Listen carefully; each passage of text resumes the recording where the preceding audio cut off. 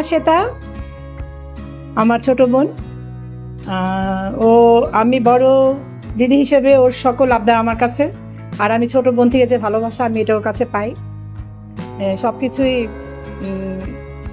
আমরা অনেক কিছু হারিয়ে আমরা অনেক কিছু পাই, এরকমই একটা পাওয়া আমার। আর সবসময় ওর জন্য শুভকামনা আমার থাকেই।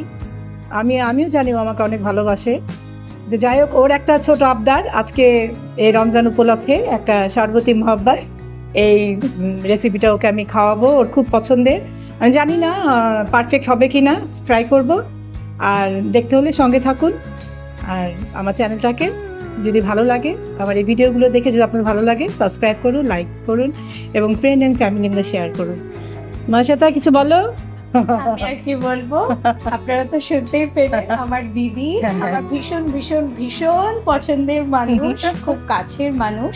তো আমি দিদির কাছে আজকে হঠাৎই দুপুরবেলায় আবদার করলাম যে আমার একটু মহব্বতে শরবত খাওয়াও, কারণ ঈদের সময়, রমজানের সময় আমার খুব পছন্দের একটা শরবত এটা।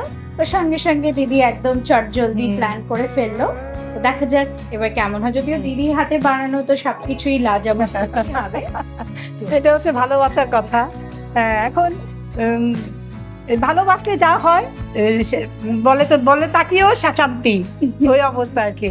সবকিছুই ভালো। ওর আমি যে যাই করি ওর সবকিছু ওর পছন্দ। এটা আমার একটা অনুপ্রেরণা ওর কাছ থেকে পাওয়া। সঙ্গে থাকুন। বাই।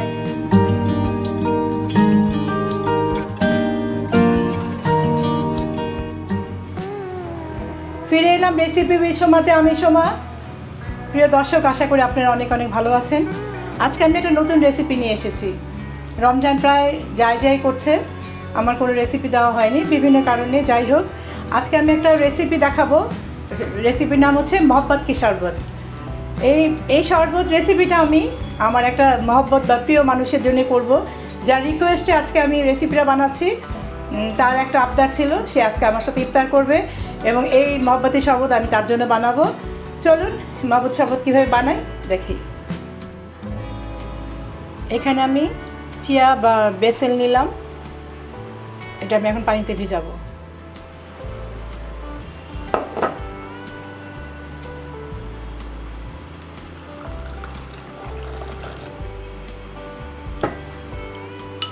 এখন এই চিয়া সিডগুলোকে আমি ভিজিয়ে দিলাম সুন্দর করে।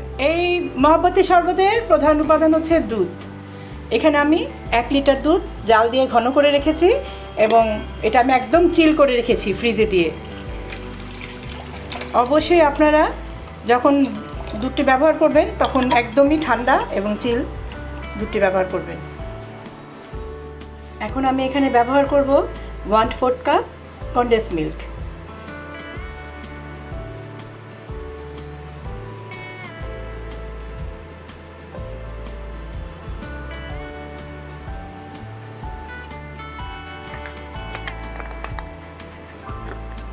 এখানে আমি চিনি দিচ্ছি 1/4 কাপ।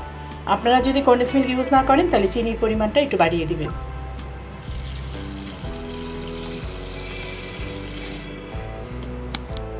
ভালো করে নেড়ে চিনি এবং কনডেন্স মিল্কটা এই ঠান্ডা দুধটার সাথে মিশিয়ে নেব।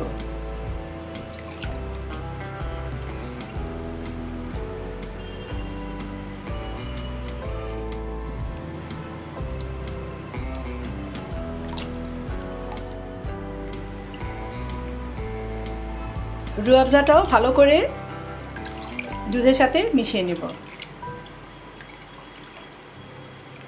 খুব ভালো করে মেশাতে হবে যেন সব কিছু একসাথে সুন্দর মিশে একটা সুন্দর টেস্ট হয়। এই মহব্বতি শরবতের আরেকটা প্রধান উপকরণ হচ্ছে তরমুজ। এখানে তরমুজকে একদম ছোট ছোট টুকরো করে, যেন বেশি মুখে না লাগে, একদম ছোট ছোট পাতলা পাতলা পিস করে আমি কেটে নিচ্ছি।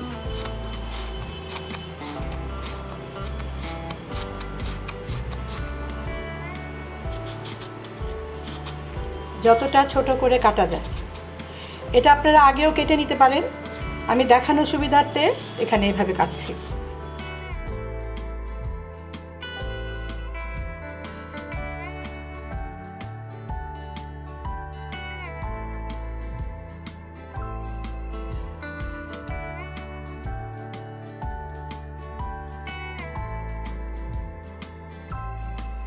তরমুজটি কাটার পর এরকম তরমুজের সিডগুলো যে আছে এগুলো আস্তে আস্তে যতটুকু সম্ভব এরকম একটা চামচের সাহায্যে আমরা উঠে ফেলে দিব। যেহেতু আমি দেখানো সুবিধার্থে তরমুজ আপনাদের সামনে কাটলাম, আপনারা তরমুজটা আগে কেটে সিডগুলোকে আলাদা করে নেবেন, আর না হলে এভাবে যখন সিডগুলো ভেসে উঠবে দুধের উপরে তখন এরকম করে ফেলে দিবেন। এখন দিয়ে দিব ভিজিয়ে রেখেছিলাম বেসিল সিড বা তোকমা দানা আর চিয়া সিড, এটা দিয়েও খুব ভালো করে মিশিয়ে নিব।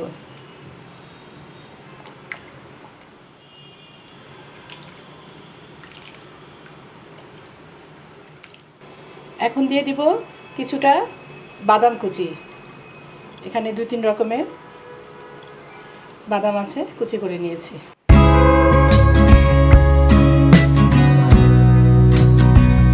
আর যখন আমরা সার্ভ করব তখন এই বরফ দিয়ে ঠান্ডা ঠান্ডা এই মহব্বতের শরবত খাবো, আর আমরা আমাদের মধ্যে সম্পর্কের মধ্যে মহব্বত বাড়াবো।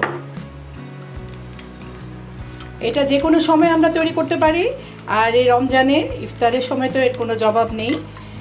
যারা আপনারা খেয়েছেন আগে তো কোনো কথা নেই, আর যারা খাননি তারা অবশ্যই একবার ট্রাই করবেন, আশা করি খুব ভালো লাগবে। এখন গ্লাসে ঢেলে নিচ্ছি।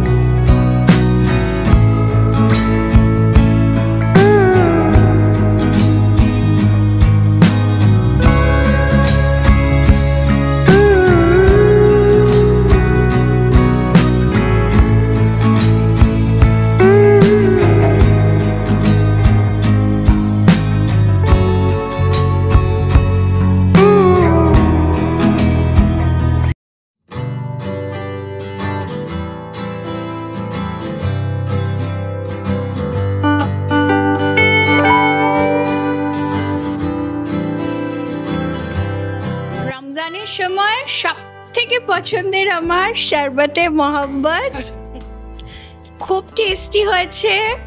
সবাইকে জানাই রমজানের অনেক অনেক অনেক বেস্ট উইশেস, সবার জন্য অনেক দোয়া। বাই।